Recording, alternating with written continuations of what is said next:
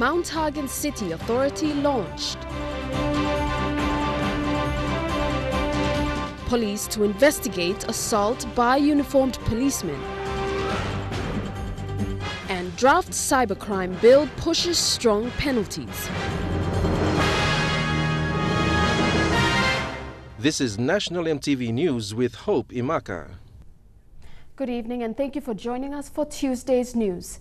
Prime Minister Peter O'Neill launched the Mount Hagen City Authority today in the Western Highlands capital. The authority will have a chief executive officer who will report directly to the National Executive Council. Hagen MP and State Enterprise Minister William Duma is the authority's chairman. Bethany Harriman reports from Mount Hagen. The Queen's Park in Mount Hagen was packed at around 11 a.m. this morning. Residents eager to witness the launching of the Mount Hagen City Authority. The Prime Minister arrived, flanked by his cabinet ministers in support of a move that should help transform Mount Hagen into a city in the Highlands region. I have done the same for Ley, I have done the same for Popopo, and Hagen is now our top priority this year and next year. The Prime Minister, Peter O'Neill, during his speech said the government would release funding next week for the authority. Next week I will release some of it so we can start the work. Next week, that's all. The authority has a chief executive officer, Leo Noki, who will report to the National Executive Council and not the provincial government. The CEO will have equal powers as the provincial administrator. Independent statutory authority. Report to the provincial government. Hagen MP and State Enterprise Minister William Duma will chair the authority's board, and he says it's a way forward to improve on the mismanagement and wastage of funds in the previous years. The reason for the city authorities like Mount Hagen's to be established is to better manage the city's municipal functions. Now, it's been a problem not being able to handle by the city councils previously tasked to do the job. It's been like this for many years, where the council has failed to carry out its task and there has been a duplication of functions. Bethany Harriman, National EMTV News, Mount Hagen. Police will investigate a video posted on Facebook of a man assaulted by uniformed policemen using what appeared to be iron rods. The aggressive act by the policeman was condemned by Police Internal Affairs Director Robert Ali. Police are appealing to the victim and his family to make contact with the Police Internal Affairs Directorate or the media unit to assist them with investigation. This video posted on Facebook shows the brutal assault of a man by uniformed policemen.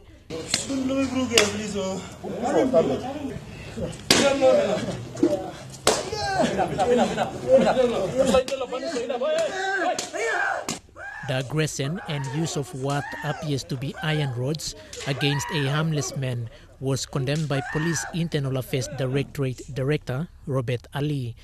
Chief Superintendent Ali said formal investigation will be carried out and charges would be laid against the policemen once they are identified. The features on the footage, we've commenced investigation into it. We cannot really ascertain where. It's either in Mosby, in some parts of Port Moresby, in our police establishments, or could be in other parts of the country. And because of the advent in technology, it's easier for people to, send this message through their technology. And so we're working on it. We've got our guys in internal affairs working on this footage. Police are permitted to use reasonable force, but this act clearly was not reasonable force. The chief internal investigator is appealing to the victim, his relatives, or anyone who knows him to make contact with Police Internal Investigation Directorate at Badili. You can call the numbers shown on the screen to make contact with Chief Superintendent Ali or the police media unit. Please help us provide the information so that we can actually deal with these officers. The assault has gone viral on Facebook and so far has received much criticism from the audience. Last year, Police Commissioner Gary Bucky imposed strict disciplinary actions against members of the constabulary. The Internal Investigation Directorate has carried out campaigns to educate officers about human rights issues in Port Moresby and other centres. This recent incident has painted a bad image for this government agency, despite many efforts to clean up the force. Quinten Alom, National EMTV News. Papua New Guinea's highest court has ordered the PNG and Australian governments to immediately take steps to end the detention of asylum seekers in PNG after ruling the detention is illegal. A Supreme Court's 5-man bench ruled that the detention breached the right to personal liberty in the PNG Constitution.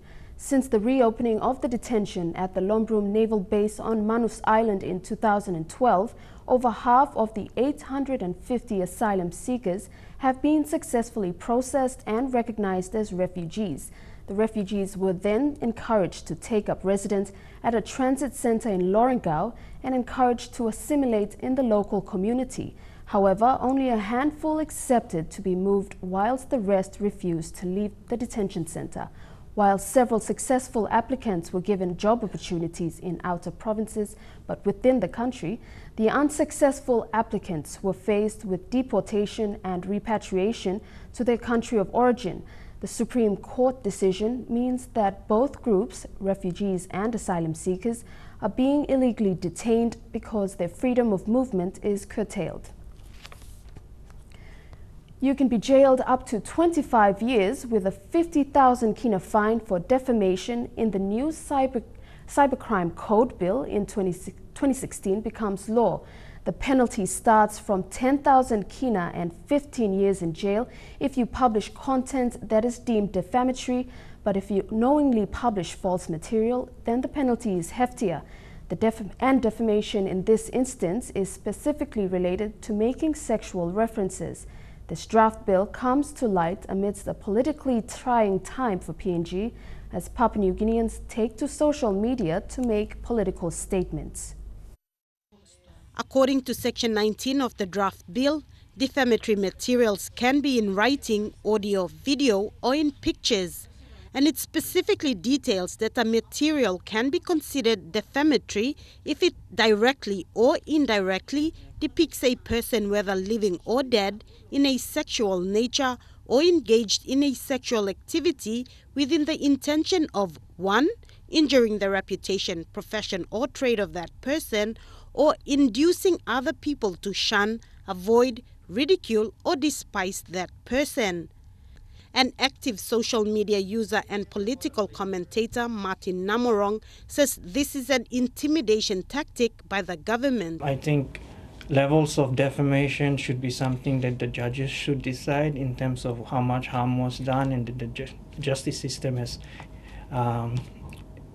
a history of determining such matters, and for them to put off imprisonment and 10,000, 50,000 kina fines, 15-year imprisonment. It's just to intimidate people from expressing themselves online. Another interesting section is Section 25, which deals with cyber unrest. This section is targeted at people who want to incite unrest in the country using electronic devices. If you are found guilty of this crime, the 4-part penalty can stop you from accessing and using ICT or electronic system or devices for up to 17 years. Namorong says this shows a regression in government policy in freedom of expression. We see that personal freedoms are much more valued elsewhere around the world, and in PNG we seem to be winding the clock back to the days of George W. Bush and the Patriot Act. Namorong says while there are useful sections in the draft bill that makes using the internet a safe place, there are sections that are worrying, which steps into the privacy of individuals and businesses. Is their personal data safe? Minister for Communications Jimmy Miring-Toro said an official statement on this bill will be done once it passes government clearance checks, and this could be in 2 weeks. Sarah Aupong, National EMTV News. A Papua New Guinean medical doctor working in Australia was ordered by an Australian court to cease his medical practice. In 2013, Dr. Wilson Pakalu, aged 37, had touched the private parts of a female patient while she was under his care at the Parks Hospital in New South Wales. An Australian tribunal ordered his medical registration cancelled after finding him guilty of the act. But Dr. Pakalu denied the allegation and is appealing the guilty charge. He claims he was not well represented by his former lawyer. His termination was reported by the Australian media and has gone viral on Facebook. You're watching National EMTV News. We'll have more local stories after these short messages.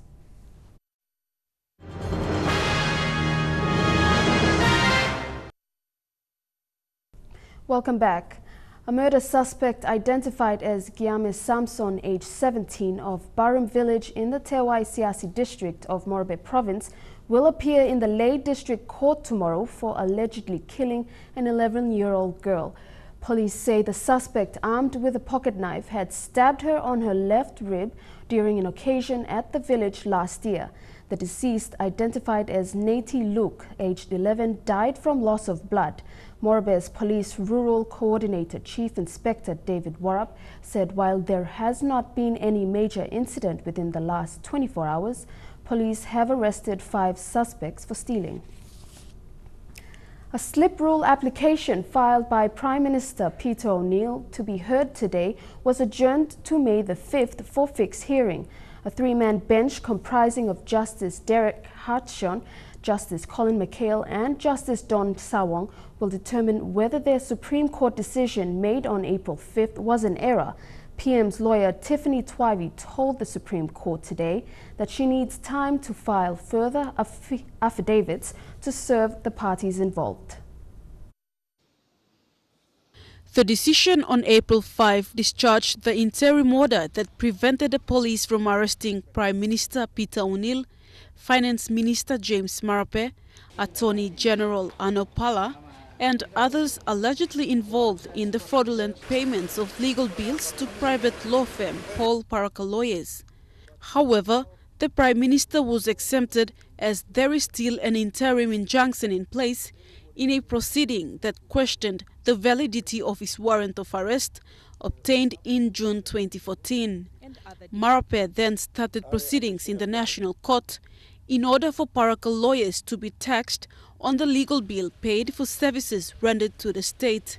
Both men sought the order on the basis that the court in the taxation proceeding had not yet determined that the payments to Paraka Lawyers is fraudulent.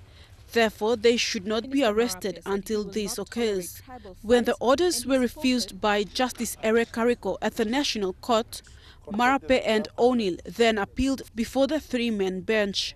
However, the 3-man bench, Justice Hartshorn, Justice McKyle and Justice Sawong, refused the order, stating that it does not deal with the substantive issues.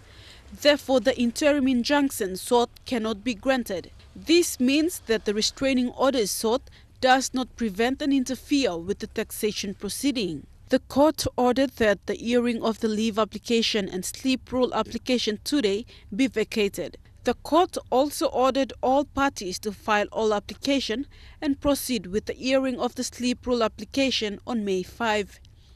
Vasenata Yama, National EMTV News. Suspended Director of the National Fraud and Anti-Corruption Directorate, Matthew Damaru, is concerned the temporary closure of the fraud office will affect the fraud cases that are under investigation and those before the courts. He also said the complainant will also be affected. Damaru told the media outside the courthouse today that there are over 1,000 cases under investigation. He said the alleged misappropriation cases add to 1.6 billion kina. Damaru said they're finding it hard to bring witnesses to court as all the files are being locked up. Meanwhile, all fraud members were summoned as of last night to appear at the Commission of Inquiry and to answer to the Commissioner. A partnership between the Health Department and the International Atomic Energy Agency will find alternative solutions to address cancer treatment in PNG. Officials attended a workshop in Port Moresby to work out how to improve radiotherapy and cancer treatment at the cancer facility at Angau's Memorial Hospital in Lae. Fabian Hakelitz reports. A national workshop on outreach and awareness for development of radiotherapy and cancer services in Papua New Guinea focused on raising awareness on the importance of committing to a concrete and comprehensive cancer control program, including partnership, building and resource mobilization. Cancer Manager George Otto says the project will be implemented to improve capacity building for human resources and infrastructure for cancer diagnosis, treatment and prevention. It will also provide opportunity for awareness and interest among medical students and other health personnel about the field of oncology as a career pathway. Almost all hospitals in Papua New Guinea have ultrasound scan, and maybe the only issue would be manpower and specialists to operate those ultrasound scan in terms of diagnosing and staging of cancer. Otherwise, X-ray machines, right, general X-ray machines are distributed throughout all hospitals in Papua New Guinea, even to certain district hospitals in the rural areas. Health Secretary Pasco Kasi thanked staff of the National Health Department for developing the technical cooperation program with International Atomic Energy Agency, as PNG has been a member state since 2012. Mr. Kasi thanked the PNG Cancer Foundation for hosting this workshop and Laguna Hotel for its sponsorship. Fabian Hakelitz, National EMTV News.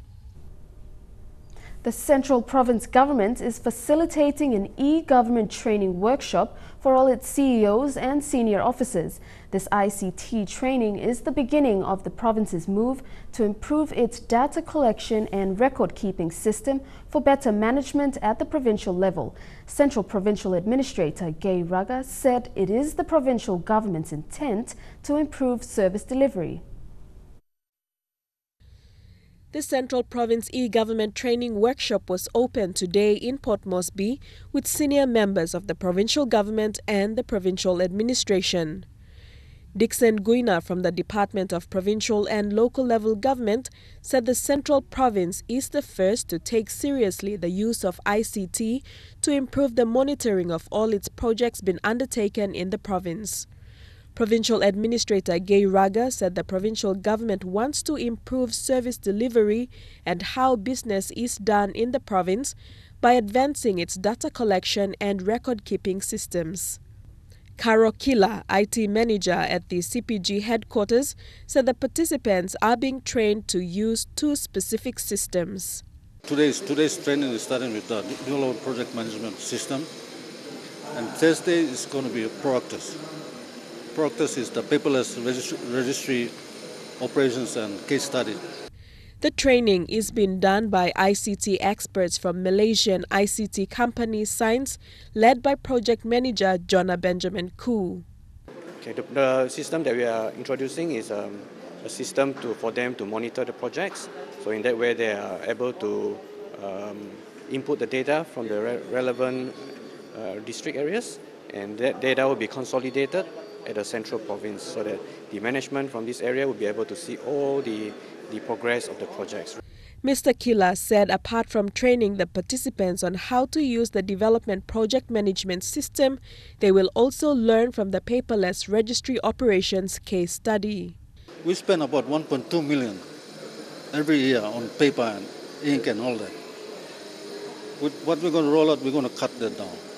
The provincial chairman for ICT, Biari Buina, said it was all about improving service delivery in Central Province and supporting the public servants. Deli Waigeno, National EMTV News. And now looking at our finance news. The Kina opened unchanged at $0.3185 in the interbank market. At Bank South Pacific, your Kina was buying $0.3110 $0.4002 Australian dollars, $0.2729 euro and 34.34 Japanese yen.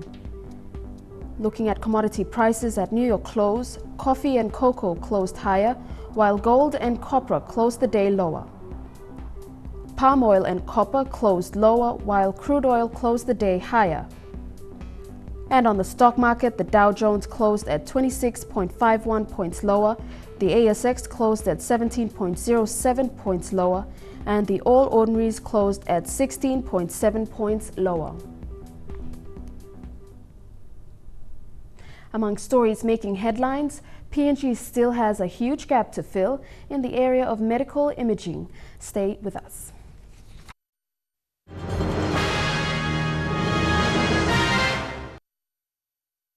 Welcome back to the news. The creation of a road network into rural Papua New Guinea is seen by locals as a vital access point for health and education services. For people in the Turubu local level government in East Sepik, such road links come as a relief as locals have a history of walking for days before reaching the main Sepik highway. In 2012, the locals welcomed a private company to grow oil palm on their customary land. Their invitation has given birth to a huge road network connecting all 52 LLGs in Turubu to provincial capital Wewak. Turubu LLG is landlocked between the Yanguru and Engoram districts of East Sepik. With over 15,000 in population, the people here live a simple life of subsistence farming. Since the establishment of the oil palm project in Turubu, over 280 kilometers of road network was constructed, allowing more PNVs to travel into the inner Turubu villages. Most of things I would like to see and happy to see the people, the people, resource owners, landowner company and the governments will continue to support and have a good cooperation. The Sepik oil palm project started in 2012 following numerous consultations between the East Sepik provincial government bodies, landowners and the developer. It is the biggest project in the history of the province and stretches over 3 districts. And people project 19 Tripla district one time inside long Sepik only involved long end. And Goram Yanguru Sauza now Wewak. The project has created over 1,000 jobs for locals, both men and women, and there are plans in place to employ more locals. And the number of the workers is expected to increase to 5,000 in this province by the next 3 years. The project is aimed at helping the locals improve their livelihood at a community level and to generate income at a provincial level. Yesterday, the project reached a new milestone when it commissioned the construction phase of its own mill. An investment in downstream processing has been described as a risky business. The commission of the mill means more employment for locals and the increase in the economic opportunities for the district. Tekla Gunga, National EMTV News. Chief Radiologist Dr. Dora Cattell says that Papua New Guinea still has huge gap to fill in the area of medical imaging. The chief radiologist says there is a great need to improve facilities in terms of diagnostic and pathology services as per national health standards. In terms of oncology, medical imaging is very important in screening, detecting, staging therapy, treatment and follow-up for cancer patients. Dr. Cattell told EMTV News these are important components in the management and diagnosis of cancer patients. Medical imaging equipment to support this program are the CT scanner. Which we have one in Buka and 2 in Port Moresby General Hospital, one up in PIH and the other one in Engau. And the one in Engau is not functioning at the moment, okay, which is a little problem to us because the cancer unit is in Engau. We also have MRI, which is already installed, but we have not commissioned it and it's not yet functioning at this stage because of manpower. But we have one at PIH in the private hospital, which a lot of our patients use it. However, costing is an issue in that area. Papua New Guinea is slowly improving in terms of equipment, of imaging and oncology, with the challenge in technology advancement. Imaging is almost there. We still have a big gap to fill up. However, with our other regional hospitals, we are still way back. And we talk about it and we would like to improve it as per the National Health Service standards in terms of cancer. But I'm not sure whether the issue is money or planning, all these things. Meanwhile, Dr. Katel says that the national government must invest in the prevention of cancer because it's a real battle. It can be prevented with lives saved. Still a killer disease, right, in our country, which we haven't really addressed it properly. We've addressed, like we talk about HIV, we talk about TB, malaria, and all these issues. But cancer, which is when you think about cancer, you think about death. That's it, finish, full stop. All right? But it can be prevented, it can be treated, all right? We can save life, people can live longer. Fabian Hakelitz, National EMTV News. Minister Councillor of the Australian High Commission, Rod Hilton, says the Australian government is pleased to support the Kokoda Initiative's community programs. Kailaki and Ogotana health centres outside Sogeri in Central Province will benefit from solar power, clean running water and toilets, with aims to improve health and sanitation and enable emergency treatment to take place safely at night. After operating for about 8 years without adequate water supply, the health centres are now compliant with PNG's health standards. Water installations are also available for the communities to use. The young Prince of Saudi Arabia, Mohammed bin Salman, unveiled an ambitious plan yesterday to seek independence from oil in the future. According to the Prince, this new plan will see Saudi Arabia forward in the future after oil in trillions. Crown Prince Mohammed bin Salman said the kingdom would raise the capital of its public investment fund to 7 trillion riyals from 600 billion riyals. He added that the world's top oil exporter expects state-owned company, Saudi Aramco, to be valued at more than $2 trillion ahead of the sale of less than 5% of it through an initial public offering. The plans also include changes that would alter the social structure of the ultra-conservative Muslim kingdom by pushing for women to have a bigger economic role and by offering improved status to resident expatriates. At the center of the plan is the restructuring of its Public Investment Fund, or PIF, which Prince Mohammed said would become a hub for the Saudi investment abroad, partly by raising money through selling shares in Aramco. Asked whether funds would be sourced for a $2 trillion fund after recent borrowing, he said it would come from transferring the ownership of Aramco to the PIF. The partial privatization of Aramco was also central to the plans, and Prince Mohammed said it would be transformed into an energy company that he expected to be valued at $2 to $3 trillion and that less than 5% of it would be listed on the stock market. The Public Investment Fund will not run Aramco in the future. Aramco will be run by a board of directors which will be elected by a General Assembly that represents the shareholders of Aramco. Domestic and international investors will buy in Aramco. This will make a giant transformation in the Public Investment Fund. He said the state oil company is so big because of its rights to the kingdom's crude reserves that selling even 1% of its value would create the biggest initial public offering on earth. He also said other Aramco subsidiary companies would also be listed along with other publicly held companies, and added that one major benefit of privatization was that it would increase transparency and help limit corruption. Lorraine Gabina, EMTV World News. The U.S. is sending a message to Russia with a show of support for NATO allies in the Eastern Europe. 2 highly advanced F-22 fighter jets landed at a strategic Romanian airbase. These Air Force pilots are preparing for a unique mission, They will be accompanying 2 U.S. fighter jets to Romania, a NATO ally on the Black Sea. It will be the first time America's fearsome F-22 Raptor has landed there. An opportunity for the U.S. to show it is bolstering NATO defenses on Russia's doorstep. Flying one of the 2 is Squadron Commander Lieutenant Colonel Daniel Lachowski. He explained what makes the F-22 special. A combination of stealth, super cruise, increased situational awareness that the aircraft provides us, which all that adds up to a unique asymmetric advantage on the battlefield.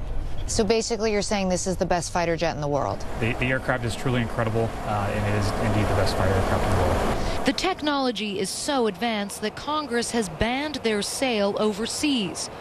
En route to Romania, the jets must regularly be refueled. A delicate balancing act we got to see close up. A nozzle called a boom is lowered from the tanker. The jet then moves into place directly below it, and the gas starts pumping. Officially, this is a training exercise to move U.S. fighter jets from a fixed base to a forward operating base. But it's the symbolism that is important here. This is intended as a show of force to an increasingly assertive Russia. Earlier this month, Russian jets repeatedly buzzed a U.S. Navy destroyer in the Baltic Sea, in maneuvers the U.S. called provocative and aggressive. Since the annexation of Crimea in 2014, Russia has steadily built up its military footprint on the Black Sea, unnerving many NATO allies in the region, as Romanian Air Force Chief of Staff Lorian Anastasov told us. Increasing the air activities, they're increasing the missions, they're increasing the training. This is the thing that we are seeing every single day. So we need to get ready for what's going to be. That's my major concern, how to get ready for what's going to be next day. And like many here, he hopes that the U.S. will continue its commitment to its NATO allies, whatever tomorrow may bring. Trukai Sports is next. I'll bring all the updates after these short messages.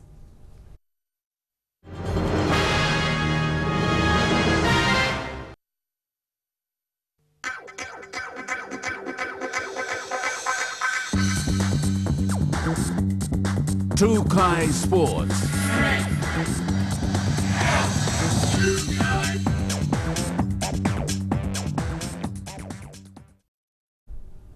Welcome to Trukai Sports. The PNG Under-20 women's side will get their first taste of international friendly against USA and Japan next month. Head coach Lisa Cole said the team has been hard at training, but it's difficult to know the teams they haven't played against. The match against USA and Japan will give the coaching and staff players a fair idea on what to expect in November. The Under-20 women's squad have gone through an evaluation and fitness-based period in time for the lead-up matches against USA and Japan in May. To work on getting the players fit, and now we're really excited to be preparing for a couple of matches at the end of May. However, the final squad has not yet been selected. Head coach Lisa Cole says they will have to make a team evaluation before November. We're still going to do a little bit of evaluation. I identified a couple players I still want to take a look at. So we won't name the final squad. We are down to 22 in camp at the moment, but we won't name a final squad until closer to October. Meanwhile, the Under-20 train-on squad heads back into camp this week. They will have to push themselves harder on certain areas identified by Lisa Cole. They've been doing all their physical testing, so we've redone the yo-yo, we've looked at where they are from a fitness standpoint. So this week we'll really focus on playing soccer and evaluating whether they're at the standard or not. And we really get to start to do some of the fun work now. It's really starting to focus on how we're going to play, what our pressure is going to look like, what our system's going to look like. So I'm looking forward to the next couple weeks with the girls. Cole said they are prepared as they can be with the amount of time that they have put into training. From this point onwards, they will try to play catch-up on Japan and USA, who are champions on the world stage. The U.S. has been preparing for 2 years for this World Cup. We've just been preparing for a couple of months. So I think we're as prepared as we can be. The girls have been working hard, but we still have a lot of preparation in place. Playing teams like Japan and the U.S. will help with that preparation, because I think it's hard for us to know what we don't know. until we play teams that are world class. And that's what those two matches will do for us. They'll give us a look at where we are in comparison to the top of the table. While PNG will open its World Cup campaign against Brazil, may be a huge task for the debutant side. Such lead-up matches will put them in a good stead on what to expect come November when the world turned its attention to PNG for the FIFA Under-20 Women's World Cup. With Brazil in the World Cup in front of our home crowd, we're going to want to play well, but that is such a huge task to open up with a group that has that kind of soccer culture and passion for the game. So the girls are excited. They know there's a lot of work ahead of them, but they're up to the challenge, I think. Shane Saroya, National EMTV Sports. PNG Hunters returned today after losing in yesterday's Anzac Day clash to the Burleigh Bears. Upon their arrival, team trainer Nigel Hukula confirmed the return of co-captain Noel Zemming and utility back Adex Wera. PNG Hunters returned this afternoon after a 2-point loss to Burleigh Bears in the Anzac match in Queensland yesterday. The next game will be this Sunday at the National Football Stadium. Co-captain Noel Zemming and Adex Wera have been called back for the Hunters game this weekend against the Redcliffe Dolphins. Maybe Noel and Adex to add a little bit more depth to the side. Taking nothing away from those who did play this weekend. I think they stood up. We just got caught by the bell. Coach Michael Marum said this is a must-win game as the Hunters will be on bye in the next 2 weeks. The loss has brought Hunters to third placing on the ladder as Redcliffe Dolphins move up to second. Returning to take the field this weekend as well are Wartovo Puara and Watson Boas. Obviously, Watson's played the last couple of games to establish himself well. And for personal reasons, he wasn't able to travel with us. But Dini Rose Raiko, National EMTV Sports. We'll continue with Trukai Sports after the break. Stay with us.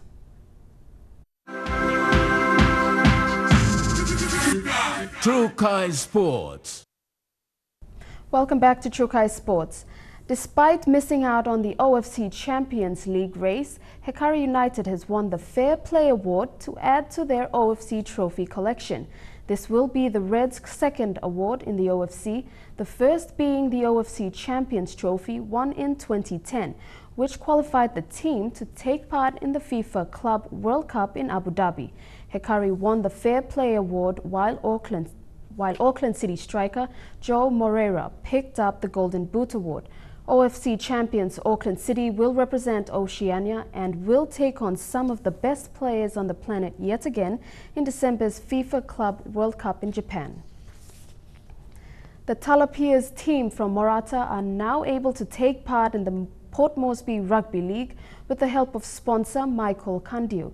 It's been 40 years since the rugby league-loving youths from Morata got a break into the local suburban league in Port Moresby. It was through team manager Simon Maima who helped the team get into the POM RFL. Without any backup from the club, we started moving around, seeking assistance from people we can seek them for assistance, business houses, friends, leaders, community leaders. That's why we came here. One of our good community leaders and business men in Port Moresby went to assist us, partly assist us with the registration. Alcohol abuse and theft has been an ongoing problem in the city amongst youth. And with many of the players in the team without jobs, the main aim of the team is to keep boys off the street and engaged in sporting activities. The main aim, the purpose, is to draw their attention and bring them up, show them that probably the best whole idea is to avoid them from unnecessary activities. Maima also manages the Royals, a long-time team in the POM RFL competition, which has produced great players who are currently playing in the Intercity Cup and the SP PNG Hunters.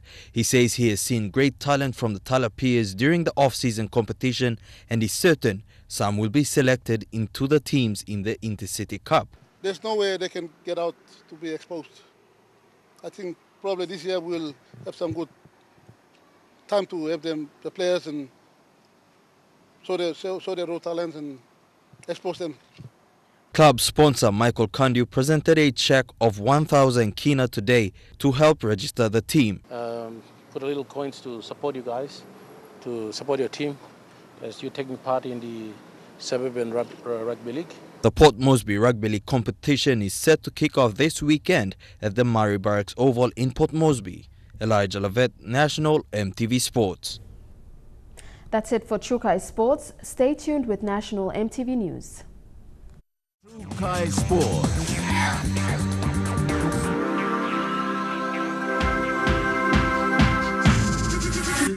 True Kai Sports.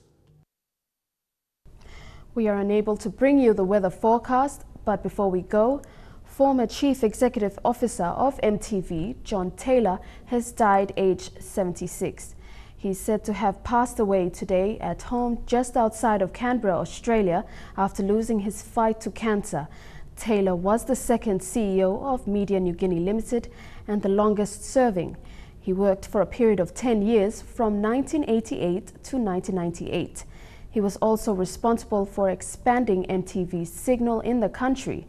The pictures here show Taylor and board members of Telecom in the early days of signing an MOU to expand EMTV's coverage. John's son, Stephen Taylor, a producer with Channel 9's 60 Minutes, said his father had fond memories of PNG. He spoke a lot about his time here, his love for the people, the country, and described his time at EMTV as the best. Having served under John Taylor, former news director John Eggins praised Taylor for giving him total editorial control. Thus, he was able to produce the popular Sunday commentary on EMTV News. Our deepest condolences to the Taylor family. Before we go, a quick look on to stories making headlines today. Mount Hagen City Authority launched police to investigate assault by uniformed policemen, and draft cybercrime bill pushes strong penalties. And that's the way it is this Tuesday, the 26th of April 2016. From the news team, pleasant viewing. Good night.